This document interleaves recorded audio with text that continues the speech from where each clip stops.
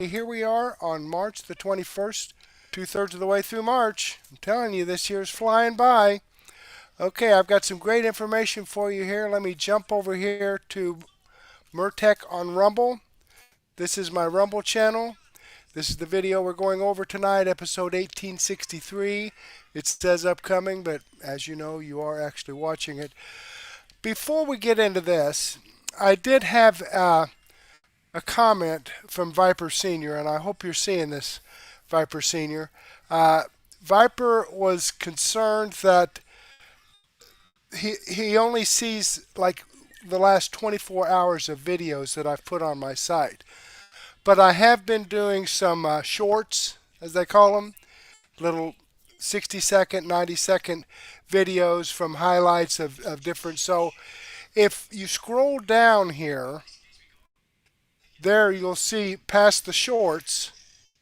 For some reason, Rumble as like emphasizes these shorts.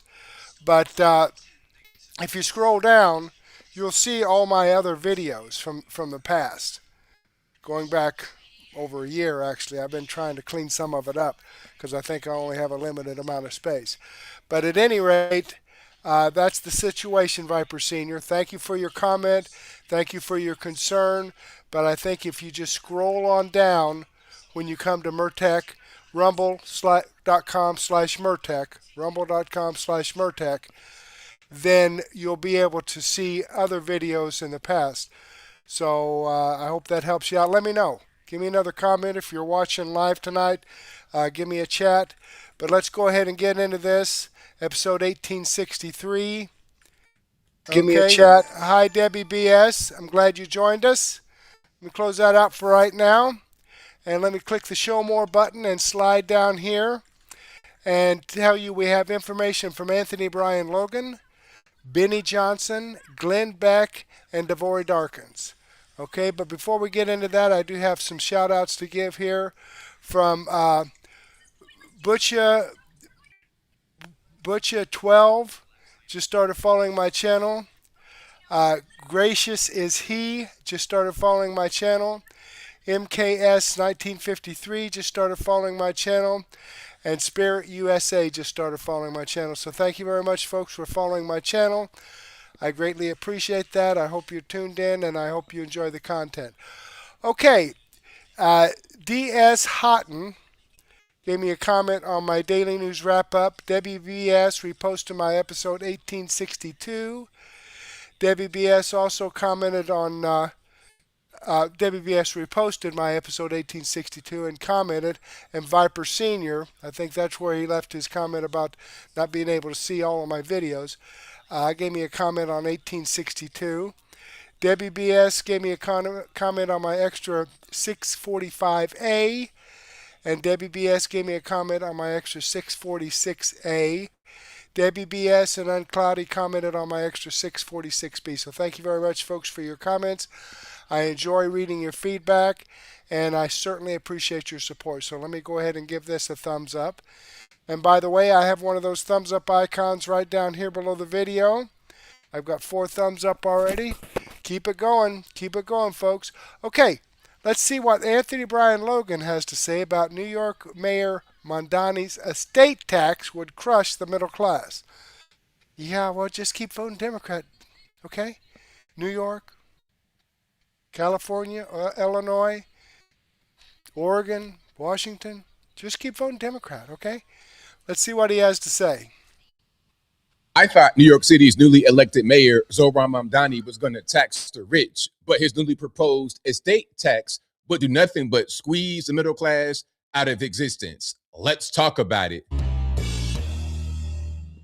How's everybody doing? My name is Anthony Bryan Logan, and today we got to talk about New York City's newly elected mayor, Zohran Mamdani, and his proposed estate tax, which will do nothing but squeeze the middle class out of existence. Let's give some context here so you understand what's going on. The federal government has an estate tax, but the threshold, which means anything below that will not be taxed, anything above it will be taxed, is $15 million. So the average person, regular everyday Joe, will not have an estate that's worth that much when they die. And the estate can be your home, whatever you have in your name that is of value, that is your estate. Add it all up, that's going to be what it's worth. Most regular Americans will not have an estate that's worth that much. Now, in New York City, they have another estate tax on top of the federal one, which is not very common, but the current threshold is 7.1 million. Again, most regular everyday people will probably be below that. But the proposed threshold is 750,000, which is going to include a big chunk, if not all of the middle class, especially homeowners. Now, before I get into the math on that and the tax threshold, how much you're going to be taxed on, let's get to a few clips. Of course, I will link to everything in the description box if you want to see it and hear it without my commentary. If you're on IG, Facebook, etc., visit a link in the bio, go to the corresponding article on the website. But without further ado, let's go ahead and roll it. Mamdani is pushing for drastic changes to New York's estate tax. Madison Alworth has been following this.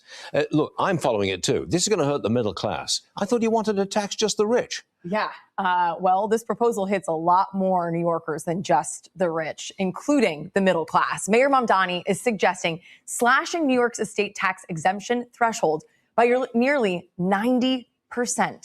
Under Mamdani's plan, the threshold would drop from just over $7 million to $750,000. And the top estate tax rate would go from 16% to 50%. New York is one of a dozen states and D.C. that impose separate state-level estate taxes on top of the federal estate taxes. Let's pause for a second. Now, you see these places that are highlighted: Washington, Oregon, Minnesota, Illinois, D.C., Maryland, New York, Connecticut, Rhode Island, Massachusetts, Maine, Hawaii. Do you want to live in any of those places? I know Hawaii's beautiful, but it's kind of far, middle of nowhere. Washington, Oregon, left coast, I'm good. D.C., Maryland, too expensive, ridiculous. Illinois, I don't want to do with J.B. Pritzker and Brandon Johnson. And Minnesota is pretty much Somalia 2.0. I don't want to live in any of those places. And then when you put high taxes on top of that, that's going to drive me out for sure. But let's continue. And the highest tax rate is 20% in Hawaii and Washington, well below a 50% tax rate, which is why when we sat down with the New York City comptroller, he warned against a move that would pit New York against other states, especially at a time when people are already fleeing for cheaper pastures. I do think that nationally we should raise the estate tax, both to bring in more revenue and for equity reasons. I think we should be very, very careful about doing it just in New York because people are mobile and they're potentially more mobile later in life when their kids are grown and they may be retired. And it would really undermine the whole purpose of a move like that. So, in other words, you just want to trap everybody, okay? You want to make a uniform. That's kind of like communism. Everybody's the same, okay? Except for the very elite. Everybody's the same because they can hide their assets. They can hide them. So, yeah, that's communism for you. Make everybody the same. Make everybody miserable. Okay, not just the ones that don't want to do something for themselves and get out and work and maybe provide a living or a career. Let's make everyone miserable. If people left, we'd actually get less revenue. That would be bad for everybody. And the business community is blasting the proposal, with Bill Ackman saying Mamdani's strategy appears to make New York City an unattractive place to live and to die. Mamdani is facing a $5.4 billion city budget deficit for the fiscal year that begins July 1st. This is one of the ways that he's looking to close that gap. Whoop-de-doo. Okay. Now, look, what they should do in New York City to close this gap is to reduce spending. That's what they got to do. They want all these generous social programs and all kind of stuff. They need to reduce spending in order to close the gap because taxes. And it wouldn't hurt to reduce the fraud. But then again, you know, that cuts into their pockets. Then, yeah, they don't mind cutting into your pocket, but they don't want to reduce the fraud because that cuts into their pocket. Middle class, that's going to be a disaster every single time. You're going to force people to leave the state. That's happened before. It'll happen again. Now, let's keep on going here. Let's get into what Kathy Hochul has to say about the whole situation, about his plan to tax the rich, which is really a plan to tax the middle class. Mayor Mamdani's plan to tax the rich may not have Governor Hochul's support, but it does appear to have the backing of both chambers of the state legislature. The Assembly and Senate are working to include tax hikes on the wealthiest New Yorkers and corporations in their counter proposals to the governor's $260 billion plan for the state budget. This could raise another $5 billion for New York City to help it close what the mayor says is a $5.4 billion budget gap. Today, Governor Hochul says that she wants to be careful that the hikes do not drive high earners out of the state. What I want to make sure we are smart about is having a system in place where it's not just taxing for the sake of taxing, and being conscious of the facts that I need people who are high net worth to support the generous social programs that we want to have in our state. And I'm working very hard to have a constructive relationship with the mayor. Mayor has said that he would have to raise property taxes to. Okay, folks, I've got to jump in here. There should never, if you have someone in charge that actually knows finances, has actually paid bills, if you have someone in charge, you should never, ever have to raise taxes. I mean, look at income taxes. Incomes go up all the time. Well, when the income goes up, the taxes for that income raises with it. Property values go up all the time. When the property goes up, the assessed value of that property goes up as well, and so do the taxes. If you're taxed 3% or 5% or whatever percentage your assessed value is, when it goes up, then that tax, if you've got a $100,000 place that is being taxed at 3%, let's just keep the numbers simple, okay, the government's getting $3,000 a year out of that. If your property goes up to $120,000, well, then that tax is now $3,600. So it went up $600. Okay? If you know how to finance and budget and pay bills and not scam the system, a government should never have to raise the taxes themselves because they raise automatically with inflation. Does that make sense or not? Close the budget gap if the governor does not sign off on a wealth tax. State budget must be completed by the end of the month. So there's a lot I want to say. First of all, this whole thing, okay, well, if you don't want to tax the wealthy, we're going to tax the middle class. That's going to be what happens regardless because the wealthy are just going to leave. They're going to leave. Okay. And I got to talk more about this whole estate tax kerfuffle. So just to be clear, the estate tax is triggered when someone dies and they have things in their estate that are worth money. And probably the main thing most Americans will have in their estate that's worth something is their house. So let's say you own that house, you own it outright, or you or mortgage, whatever, and it's worth in New York $1 million. That is a lot of money as far as US dollars are concerned. But when it comes to real estate in New York, it's not that much money, especially in New York City. It's not that much money. I mean, again, you could have a modest house, Queens, somewhere like this, maybe even kind of a rundown, beat down property that's worth $1 million. That's not that much. But it is something because if you sell it, it's worth money. There's equity in it. That can be something that will help you build generational wealth. If you keep it, and it's like, let's say right now it's worth $1 million and you keep it for years, then it's worth 2 million, 3 million, 4 million, etc. It's going to build in value and you're going to be able to build wealth that way. But when someone dies, and rather than you just getting that home from them, an inheritance in the family, you got to pay the estate tax. Let's say your home is worth $1 million. And again, it's going to be a sliding scale. The way it is right now for the tax rate, it starts at 3% and it goes to 16%. Okay.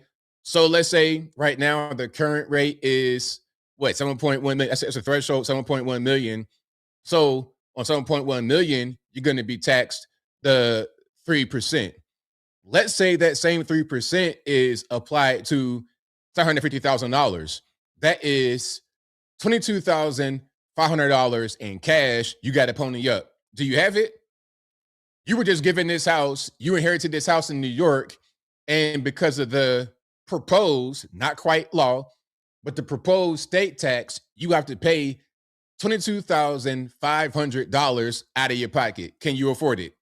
Do you have it?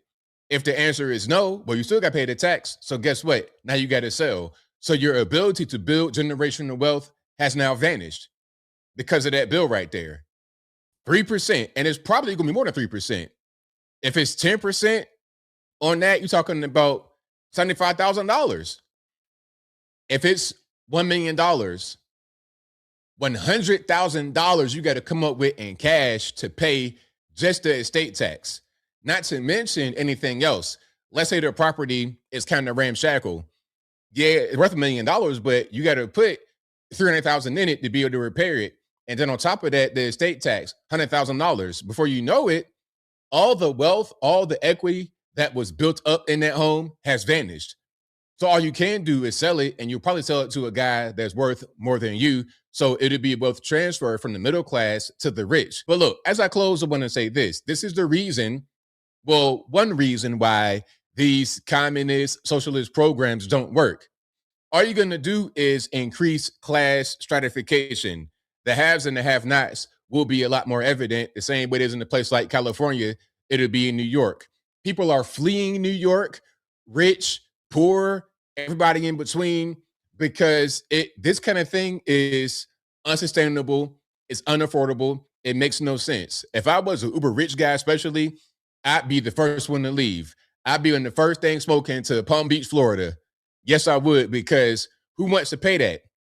Who wants to pay that? If I got kids and I want to pass on some wealth, you're talking about the top rate of 50% on top of what I may pay in the federal estate tax. If I'm a big money earner, it makes no sense at all.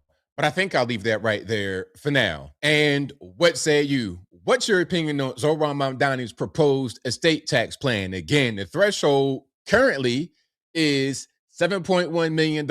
Anything below that, you will not be taxed. The new threshold is $750,000. This puts every middle-class person who's a homeowner right in a line of fire. I would never. It makes no sense.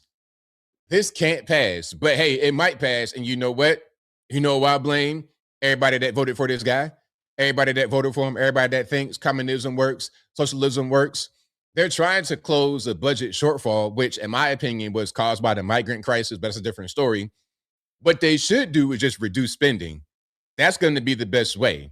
I'd rather you reduce spending and have the quality of life as far as the things that spending can do decrease a little teeny bit in New York City, rather than taxing all these people and ruining their ability to have generational wealth.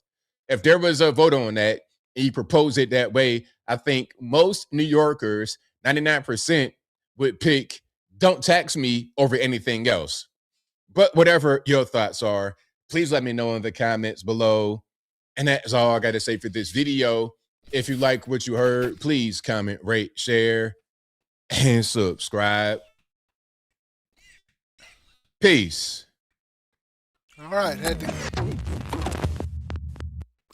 to get that piece in there. Clicking on the Rumble link, it takes us over here to the video I just shared with you from Anthony Brian Logan. I'm following his channel. I've given him a thumbs up. I hope you do the same thing for me. All righty. Boy, the Democrats sure know how to tax. Can figure out all kinds of ways to tax. Okay, we got Debbie BS and Uncloudy chatting back and forth with me. All right, let's slide down here and see what Benny Johnson has to say about J.D. Vance announces he is not running for 2028. I don't know about that. Let's see what he has to say, though.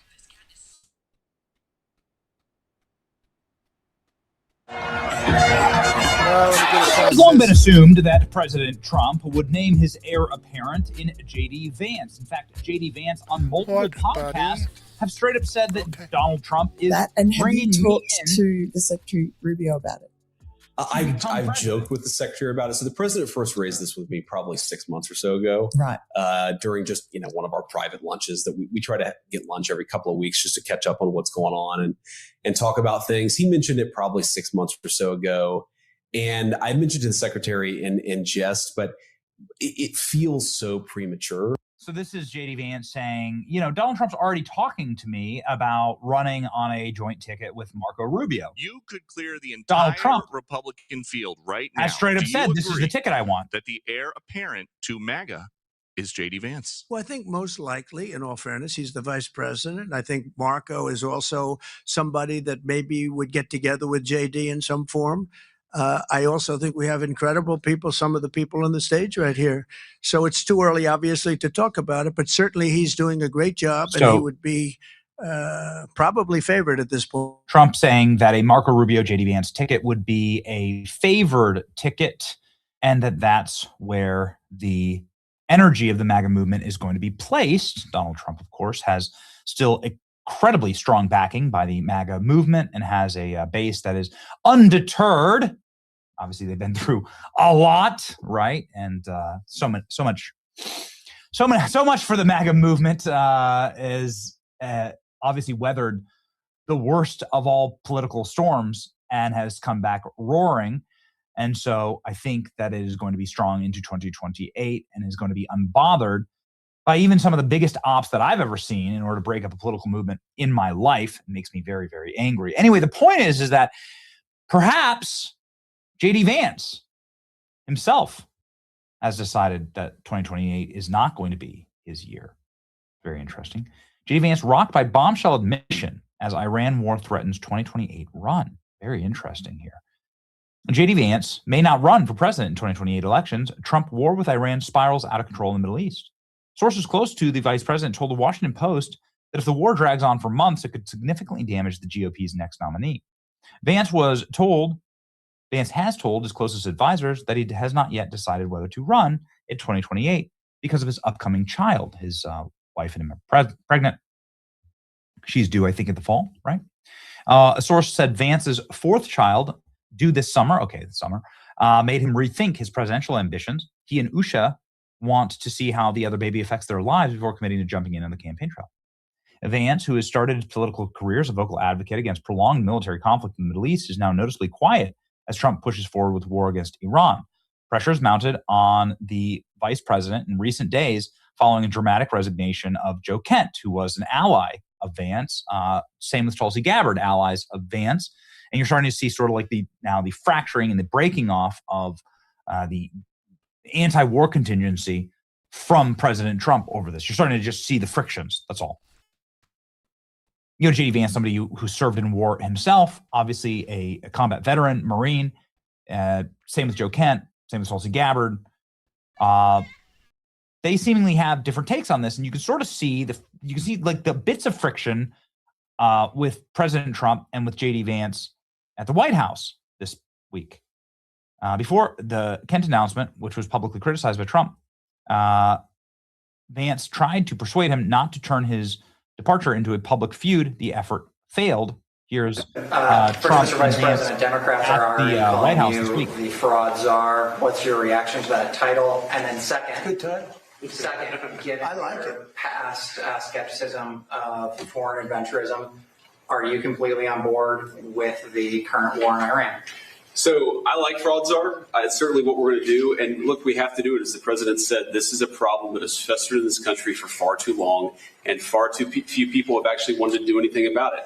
That's what makes this administration different, is that we actually tackle the problems the American people have been confronting. So I'm very happy about it. And look, I think that I know what you're trying to do, Phil. You're trying to drive a wedge between members of the administration, between me and the president. What the president said consistently, going back to 2015, and I agreed with him, is that Iran should not have a nuclear weapon.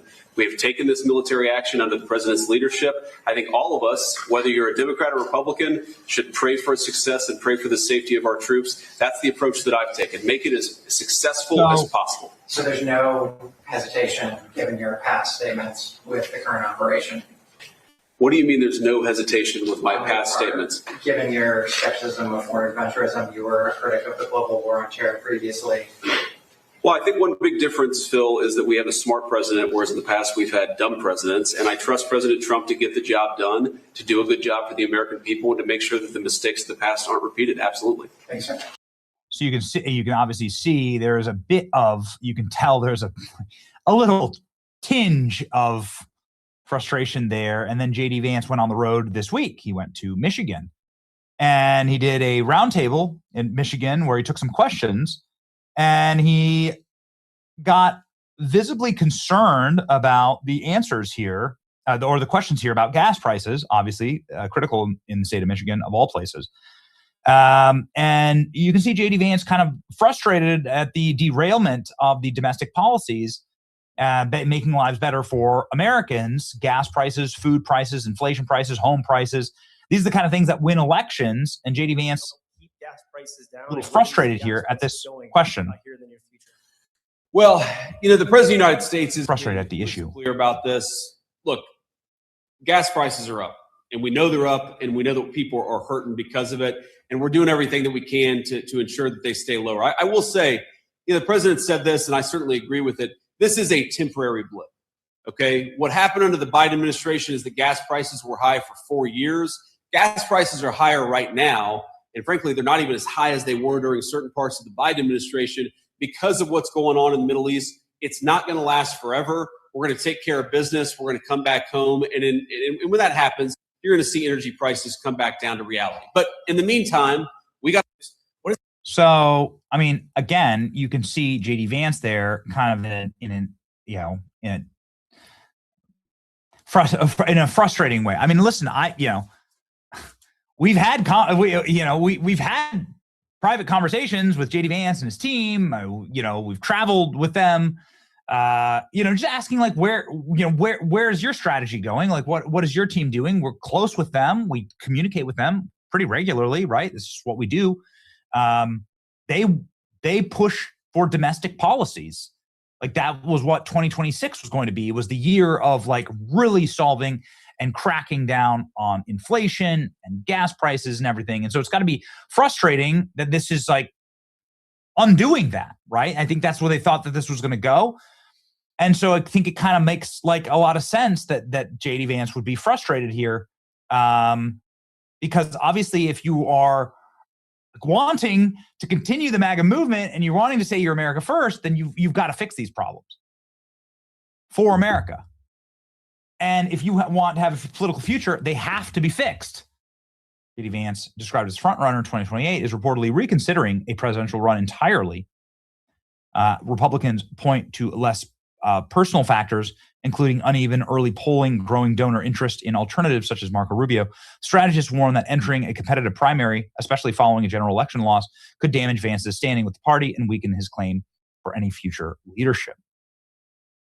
So now this is all over that Vance's fourth child due this summer might make his family a priority, and that he's, not sure. The polling markets say Marco is actually the one on the rise. See, a pretty exponential jump here for Marco Rubio, who's performed, I think, like admirably, frankly. Will Trump endorse JD Vance for president before 2027? Now there's a collapse in that chance. Obviously, everyone's been really impressed with Marco Rubio. Vance is only 41 years old. Now he's watching a war he never would have started, demanding foreign policy he spent years opposing and expecting a fourth child. He thinks 2028 could be an uphill battle for Republicans. It makes sense to then wait. Iran war elevates Marco Rubio. Rubio says he won't run for president in 2028 if Vance does. If JD Vance runs for president, he's going to be our nominee, says Marco Rubio. We'll see. We'll see what happens next. I mean, it's kind of scary because Marco Rubio was targeted, or at the very least, like seemingly targeted, when drones were detected above his house, an army base where he lives. All right, there you have it, folks. Now, as he said, JD Vance is 41. Marco Rubio is 54. So, if he runs in 2028, that'll put him at 56. If JD runs in 2028, and I'm telling you, a great ticket would be JD Vance and Marco Rubio as vice president. Now, that'll put Marco Rubio at 68, 64 if he runs in, let's see, 28, 32, 36 in 2036, if J.D. Vance runs for 2 terms and Marco Rubio is his vice president, then he runs for president. That would be 2036, and he would be 64 years old. Okay, so there's been people that have run for president that is a lot older than 64. Donald Trump and others. Ronald Reagan. Joe Biden, although he was worthless. But at any rate, let's click on the Rumble link and show you that this video does come from Benny Johnson. I'm following his channel. I've given him a thumbs up. I hope you do the same thing for me. And I want to share some information here with you from 1775 Coffee. Here we go. Ever feel like the phone is eavesdropping? That's because big tech treats every user's life like a corporate paycheck. It's time to stop being the product. Millions are making the move to MeWe, the place where private connections and online communities actually thrive. On MeWe, privacy is a human right, not a hidden setting. They don't track users, they don't sell personal data, and they truly believe in free speech. No shadow bans, just real conversations. Join the 21 million people taking their digital lives back. Use code WELCOME2026 at checkout to grab 20% off MeWe Premium. Okay. Did I say 1775 Coffee? I meant MeWe. Sorry. At any rate, let me close out the chat here. Slide down here and let's see what Glenn Beck has to say. Did Trump just reveal how he will choose his successor? Here again, we're talking about J.D. Vance or Marco Rubio. Let's see what Glenn Beck has to say about that. Oh! Sorry. Let me jump over here. For some reason, I got the wrong link in there. Moments, like I said, where something small is the tell here. And it's a quiet move that reveals the whole strategy. And what happened just a couple of days ago was one of those moments. A task force was announced on fraud. And if it were any other administration, it would just be, housekeeping. It would be, another headline, another promise to clean things up in Washington. Washington creates task force all the time, and they never solve any of the problems. But this one is different. This one is different, not because of what it says on paper, but because who is standing at the center of it. Donald Trump started a task force on corruption led by J.D. Vance. So who's standing there at the head of it is important. And just as important is who is not. I want you to think of everything through the eyes of 2028, and let's look at the board the way a strategist would look at it. Where's Marco Rubio right now? Marco Rubio has more jobs than anybody I've ever met. He is right now exactly where you'd expect him to be, deep in foreign policy, standing shoulder to shoulder with Donald Trump and the administration in one of the most volatile geopolitical moments in my lifetime. This thing could be a miracle, could be a massacre, could be horrible in the end. Don't know yet. Iran, energy, global alliances, the risks of escalation into World War III. This is the highest stakes I've ever seen a president play at. High visibility, high risk, and whoever is with it is either a hero or a villain. And if it works, there's stability. There's lower oil prices. There's a real peace dividend by 26 or 27. And Rubio will look like an amazing statesman. He becomes the natural heir, the man who helps steady the world. Okay? But if it doesn't, what happens to Rubio? If the war drags, if the costs mount, if Americans feel it in their wallets and their son and daughters start coming home in boxes, that position is an absolute anchor.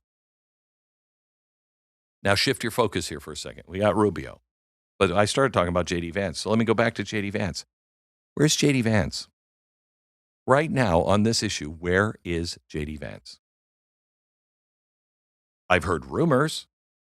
He's not really with the president on this one, but I haven't seen any statements, and I haven't seen the president say, yeah, he's kind of weak on this. What normally he would say something like, J.D. Vance is just not anywhere near this storm. He's standing somewhere else entirely. Donald Trump, say what you want about him, but the guy is a frickin' genius. He is going to make sure that the America First idea, that MAGA, goes on well after him. Because what did he do? He's put J.D. Vance at the same time the war, fraud, corruption, government waste. That's not accidental. That is positioning. Because what Trump said, almost offhandedly, is actually, I think, the thesis of the next election. He said, and I quote, if we found half the fraud, we'd have a balanced budget. That line is not about accounting. That line is about framing. It reframes the entire economic argument away from the painful choices, cuts, taxes, austerity, all the things that everybody else in every other country, their politicians talk about. We've got to cut our way through austerity. We have to start doing, This would be emotionally unifying. The message is someone is stealing from you. And all we have to do is stop the threat and stop the theft. And we're going to be okay. And not in theory. The story out of Minneapolis, billions of dollars siphoned from programs meant for the vulnerable. I mean, it just couldn't get any. I mean, if I were writing a script, it couldn't get any better. Wait, you're taking the money from children who are hungry? If I'm writing a script, I've got my bad guy. It gives the argument teeth, faces, numbers, outrage. And now Vance is being handed the mandate to go find more, not quietly, publicly, relentlessly. Trump even telegraphed this. He said, this is not going to be ceremonial. It won't be symbolic. He said, quote, this is not going to be another czar with no title or with a title and no teeth. Basically, not going to be Kamala going down and trying to figure out what's happening with our border. And that's the contrast he uses. He defined in advance what leadership is supposed to look like, and he assigned Vance the role of proving it. Now let's step back from the whole board and look at the whole board again. You have one potential successor tied to global outcomes that he can't fully control, but he's going to be tied with that. Another one being given a domestic mission that can be prosecuted daily, case by case, headline by headline, building a narrative that feeds directly into the next campaign. J.D. Vance is going to be the guy against Gavin Newsom because he's going to find the corruption in California. So that pits him against Newsom. By 2028, we'll know what the Republican message will be. Not just growth, not just strength abroad, but this. Your government was looted. The biggest theft in American history happened. Somebody robbed our treasury, and we can prove it, and we stopped it. That's a pretty powerful argument against governors like Gavin Newsom or any other Democrat running on expanding programs and increasing spending and promising more systems. Because the counter is going to be simple. Before you do more, can you explain why the system wasn't protected in your state the last time? Can you explain where the money went? Can you explain why no one in your state stopped it? And if Vance is the one uncovering those answers, if he becomes the face of that accountability, then he isn't just part of the administration. He becomes the argument. Same thing with everything that is happening with Marco Rubio. Marco Rubio will become the face of whatever it is that happens with this, not only this war, but the entire strategy of our foreign policy. You have if it goes well, you have the possibility of the two best candidates I've ever seen in my lifetime, because we will know on record what they are capable of doing. We will have seen them in action. This is how you build a successor without naming one. You give them a lane. You give them a mission. You give them victories to see and feel, but you also give them a place to fail. If they're not if they're not going to be presidential, if they're not the ones for the job, we'll know it because they will have failed. You let time do all the rest. There's one condition that determines whether any of this works, and that is the economy, because it always comes back to that. Yep. If people are working, if wages stabilize, if the inflation cools, then the fraud narrative becomes gasoline already on a moving engine. If the economy is struggling, then even the most compelling corruption story isn't going to be enough. But make no mistake on what is happening here. This is not just about fraud. This is about defining the battlefield of the next election. And quietly, without a speech, without a rally, without a declaration, Trump just put two pieces on the board. You watch those two pieces. All right, there you have it, folks. And this video does come from Glenn Beck. I am subscribed to his channel. I've given him a thumbs up. I hope you do the same thing for me. All righty then. Let's jump back here. Here we go. Close out the chat again. Slide down here. And let me remind you, folks, I'm going to jump over here to my channel. Let me remind you, Viper Senior, if you're watching this, okay, when you come to rumble.com/Murtak, if you slide down past the shorts that for some reason Rumble has emphasized those, if you slide down past there, you'll see what I've done yesterday and the day before and the day before that. All my history is right here, okay? All right, let's come back over here and see what Devory Darkins has to say. Comey rocked by surprise legal update as Mamdani issues dangerous order. Okay, well, let's check it out here and see what he's talking about. Breaking news, James Comey, the former FBI director, has been issued a subpoena in response to the Russiagate probe that the DOJ is pursuing. Also, Zohran Mamdani's wife, she's in hot water for making some racist comments. And what the heck is going on with Iran and the president calling out Israel? Well, we'll get to all of that in today's video. But let's first hear this whole James Comey situation. Take a listen. Turning to some news that has broken since we've been on the air, Axios reporting that former director of the FBI, Jim Comey, has been subpoenaed in a wide-ranging grand conspiracy case against the ex-officials who investigated and some who would go on to prosecute Donald Trump. That's according to two sources with knowledge of that situation. The subpoena for Jim Comey was reportedly issued last week and relates to his alleged role in the drafting of a January 2017 intelligence community assessment concerning Russia's election interference that favored Donald Trump.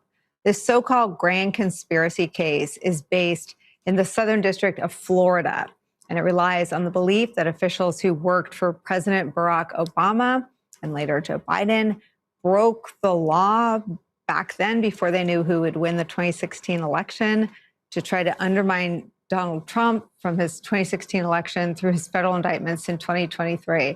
It sounds bat-bleep crazy, but it's really happening. No, it's not batshit crazy. It should happen. It should have already happened, quite frankly. in my own opinion, when you have the president of the United States and his intelligence agencies coming up with manufactured intelligence to claim that Russia was trying to manipulate the 2016 election to favor Donald Trump at the time, yeah, you absolutely deserve a subpoena, an investigation. Someone should have been prosecuted over it. And we're still not even talking about the classified files that was found on Hillary Clinton's server, by the way. So, yeah, this is them panicking. They don't like it. They're going to bitch, moan, and complain. They're going to act like victims. But in the end, I'm not even convinced anyone's going to get convicted over this. But could be wrong here. Let's go to this reaction. Take a listen. Let's start with you. A lot of people in MAGA land have been very upset that really nobody's been held accountable at the beginning of this second Trump term. A lot of the criminal prosecutions have gone away. Bringing this to Florida, going after Comey, maybe Brennan and others, what do you think? Comey, Clapper, Brennan, the whole group, as you well know, lied before Congress, lied about this president. Remember, this government is very large. There are about 3 million federal employees across this country. And so when you get a new administration like the Trump administration, that will get the truth out sooner or later. It takes a while to dig through all the paperwork because it's not like the last administration, the Bidens with the Comeys of the world, left stacks of paper on their desk that said, here's how we screwed over Trump. You've got to piece this stuff together. Mm-hmm. And while there will be more transparency, the question always is, and you and I have talked about it before, Ed, where's the accountability? These people tend to fail up in this town all the time, get caught, and then get all these great TV gigs. I think you're starting to see these dominoes begin to fall, though, because they've had some time. They're piecing these things together. Okay. Folks are getting some serious trouble. All right. So if you're sitting at home wondering why should you care about this announcement or this particular story, because it's the latest attempt from the Trump administration to get some level of accountability. I mean, listen, there are plenty of things people should be prosecuted for, in my opinion.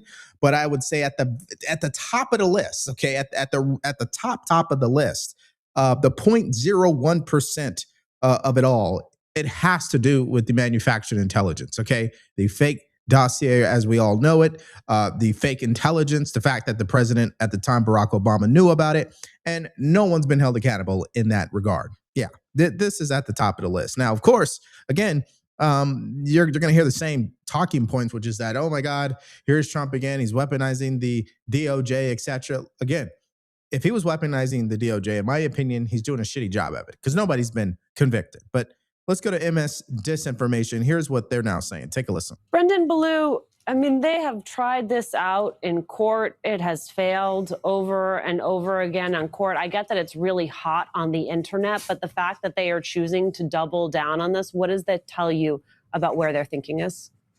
I think it tells you that they've more or less given up on their efforts in the Eastern District of Virginia, which, as you know, and as your viewers know, really struggled in their prosecutions of James Comey and Letitia James. You know, those cases basically have had about a half dozen reasons to fall apart and fell apart on just one of them. So even if that gets revived on appeal, there's all sorts of reasons why that could fail. So it seems like they've tried to move the effort to go after Trump's political opponents in a potentially more favorable jurisdiction, the Southern District of Florida. And there it is. They are admitting right then and there that, one, the evidence wasn't left, like we heard earlier, on the top of the desk for people to use and then obviously try to go after these people. But number two, it is in Southern Florida, which means the case actually might be looked at more fairly versus New York, as an example, or D.C. And everybody knows this by now. I mean, there's plenty of judges across this country that the only rulings they're issuing is 100% politically affiliated, if that makes sense. And that's why I always say judicial tyranny is on our hands. But again, there's, in case you missed it, 130 subpoenas have been issued over this. This is all about the Russiagate, folks. So all that talk from Democrats about Russia, Russia, Russia, let's talk about it then, right?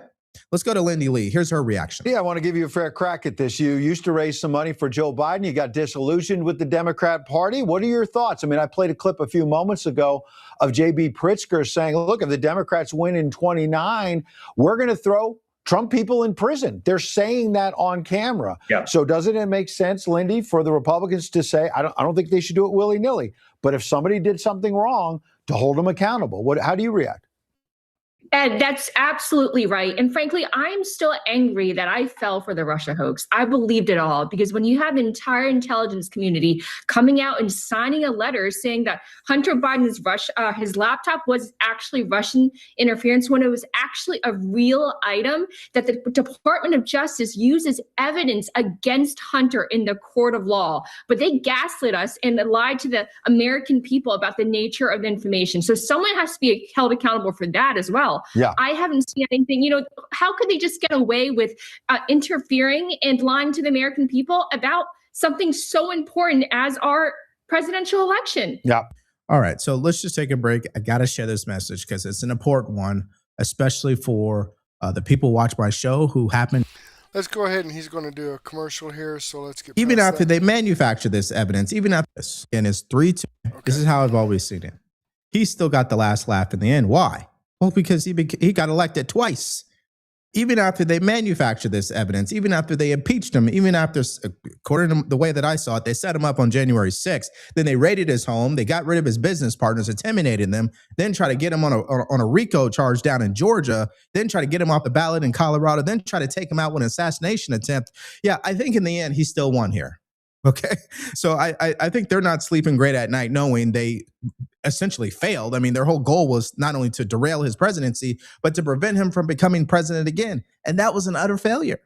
Let's go to this other story. This is actually fun for me. This is about Mamdani and his wife now in hot water after old social media accounts have been they've come to light where she used the N-word and called people gay on the internet. And so again, the internet for the win here. Now this comes as Mamdani is trying to get more mental health professionals to respond to 911 calls.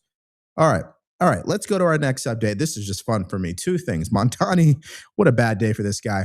One, he announced that he wants to send more mental health professionals in response to 911 calls versus sending police officers. Now, the second thing is more dramatic. His wife, her old social media accounts, they've actually come to light where she was caught saying the N-word and calling people gay.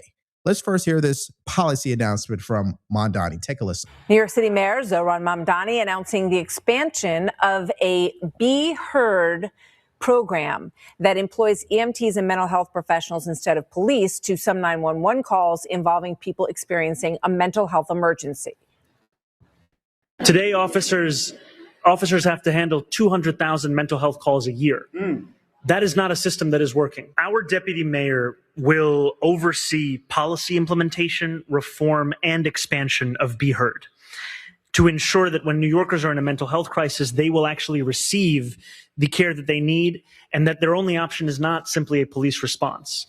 Now, if you guys are curious about the data point or the study that's behind this decision making from the mayor, look no further to this account called Vera Institute of Justice. According to them, in 2025, 911 call takers assigned nearly 3.7 million calls for an NYPD response. Only 42% of these calls were related to crime. Too often, police are the default responder and forced to address situations outside their areas of expertise. If you're in New York, you're going to have to let me know in the comment section, where are you at on this decision? Now, outside looking in, I'm not from New York. I'd be like, I'm a no all the way. I'm going to trust my men and women in blue to do the right thing and be there, because how do you know that someone who's experienced a mental health episode won't get violent? And if a mental health professional shows up with no police and they can't protect themselves, I think we know exactly what's going to happen. Let's continue. Former New York City official under Mayor Eric Adams telling the New York Times, quote, they buy into this absurd idea that you can respond to a majority of these calls with no police at all. I've not heard enough from them suggesting they understand the need to teach police and clinical professionals to work together. With that, we bring in David Asman, Fox Business anchor, and Rafael Mangual, senior fellow at the Manhattan Institute, contributing editor at City Journal, and member of the Council on Criminal Justice. So, Rafael, let me start with you. What's your reaction to this program? I think people need to understand what the limitations are, and I don't think Zohran Mamdani really understands them. Be Heard, as it is, only responds to about 25% of the calls in the areas in which they operate. And it's because, as a matter of policy, they will not respond to calls involving people who have access to a weapon, who have expressed suicidal ideation, or who have shown violent tendencies as indicated by the caller. So this idea that police are somehow no longer going to need to respond to more than 100,000 of these mental health calls a year is just nonsense. It's impossible to take police completely out of the equation. And that's just one of many challenges. I mean, when you think about challenges, they have not conserved what makes New York City a great city, right? They've essentially just let it go. And what do I mean by that exactly? Well, when you allow illegal immigration to flood the streets, when you allow crime to go unchecked, when you allow housing to get out of control, you're asking for a system that will pretty much crumble on itself. Now you have to tack on homelessness and this mess where we know the NYPD is not truly supported by the mayor's office. This is a disaster.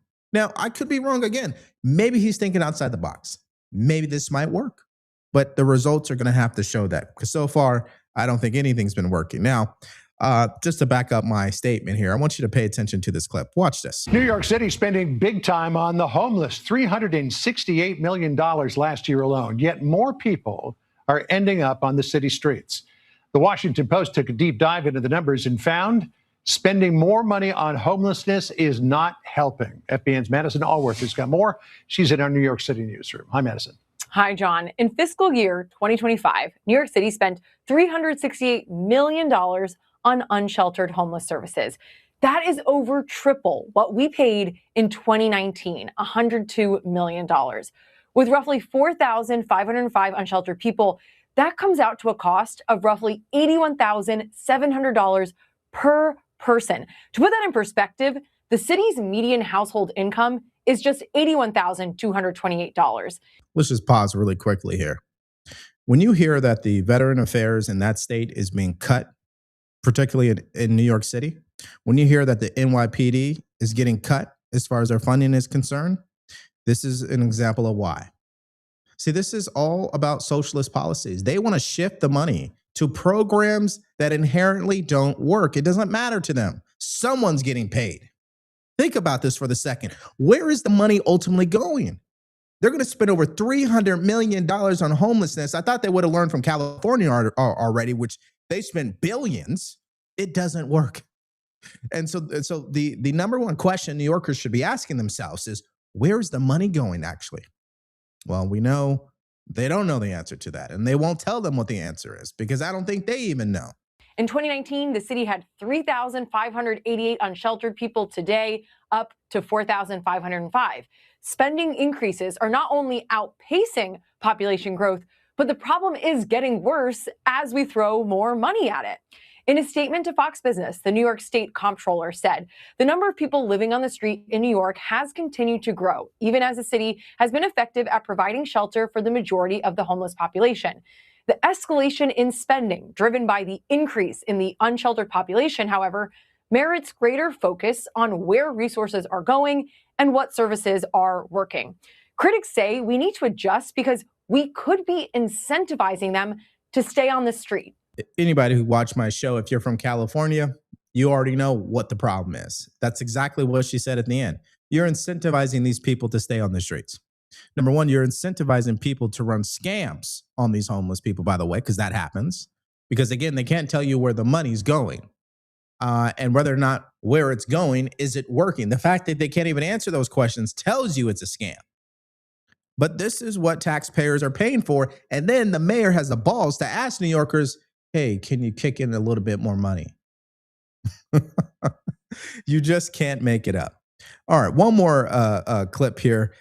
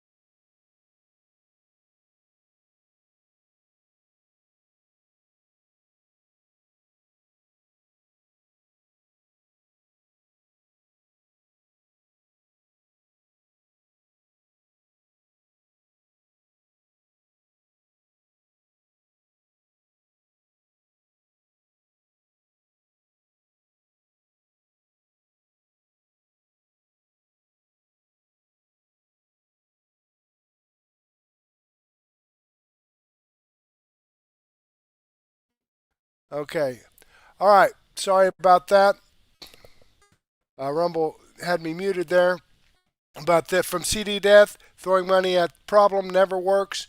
You need new ideas. And also CD Death, wow, it's all being stolen. Yes, it is. Yes, it is, because of all the fraud. Okay, and with that being said, this time I think I am going to share some information here. Let me see here. From 1775 Coffee. Let's check this out here. There we go. Still haven't tried 1775 coffee? Now's your shot. The 1775 starter kit just dropped, only 1,000 units. You're getting the bold dark roast that hits hard, the smooth medium roast, and the Vitality Mushroom Coffee for clean energy and laser focus, no crash. All single origin, small batch, toxin-free, and mold-free. Plus, you're also getting a gold spoon clip because freedom isn't scooped with plastic. A frother strong enough to stir up your coffee and your mother-in-law's opinions. And a black 1775 tumbler. $170 worth of coffee and gear. Yours for $99. This is for the ones who've been watching 1775 blow up on Rumble, wondering if it's actually worth it. Spoiler, it is. Go to 1775coffee.com/studio and grab your starter kit before they're gone. Bold beans, clean fuel, and a morning routine that stands for something, just like Rumble does.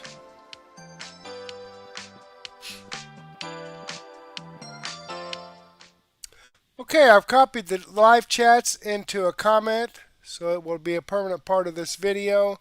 As you know, when the live stream ends, the live chats just kind of vaporize into cyberspace. Okay, there we have that. And thank you, Uncloudy, for letting me know that my mic was muted. Okay, so with that being said, let me remind you folks that this information that I shared with you here is information that comes directly from the producer. I have a link to the videos that I shared with you, as well as a link to the producer's channel. And I've added Devory Darkins' video that we were just watching to my daily news wrap-up, so that we'll get to see the rest of that. These videos that I share with you folks are videos that I have posted here on Murtech.com. Right, there's the video from ABL, Anthony Bryan Logan. Okay, so all this information here, I have over 40 no-nonsense, common sense, logic and truth videos. The link to Murtech.com is in the description box. I'd like to share all of them with you, but unfortunately I don't have the time to do so. And that's why I've put together my daily news wrap-up. Okay, right here's the video from Devory Darkins, as I told you. Then we're going to have some information here from McWater's effect on James Comey, hit with surprise. Democrat lawmakers scramble after war stock trades exposed. That's from Dr. Steve Turley. Then Benny Johnson. I might have to go ahead and remove that one because now that you're watching here, I think we already watched that. Okay, Robert Gouveia, Black Conservative Perspective, RT News, Russian Television, Rubin Report says I have 22 videos here and about 10 hours worth of great information. So give me a little time to get this set up. Go ahead and take a break. Grab a cup of coffee and a donut, or a sandwich and a soft drink or beer, or a nice glass of wine and some cheese, and meet me back here in about 15 or 20 minutes to get this all set up in Rumble Studios so that we can get this going. A lot of great information. But in the meantime, I do want to thank you for being with me here. Hopefully, I'll get to see you again later, and may God bless.